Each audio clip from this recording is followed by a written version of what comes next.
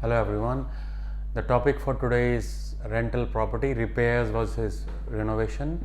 So in case you have a rental property and you incur some expense on repairs, now can that be claimed straight away, the whole amount, or only part of it can be claimed?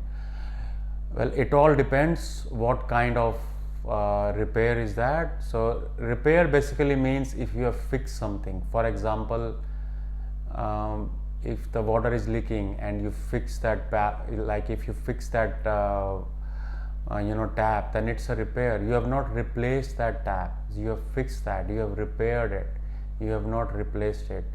So in case of tile is broken, you have fixed that tile with glue or something, then it's a repair.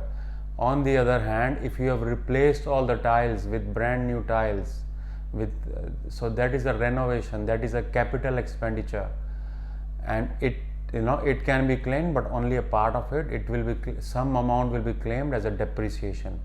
The whole amount cannot be claimed in your tax return. It will be claimed in your few years. So first year you will claim some part, second year, third year, fourth year. This is how you claim your capital expense in your rental property. So whenever you spend, just think it over whether it's a repair or it is a renovation or it is a capital expenditure, and accordingly you have to deal with that. The amount is not important. You might spend on repair even $3,000 and that is a repair, and you might spend on capital expenditure maybe $400 or $500. That might be a capital expenditure which you cannot claim straight away. So it depends on the nature. The amount is not that big factor.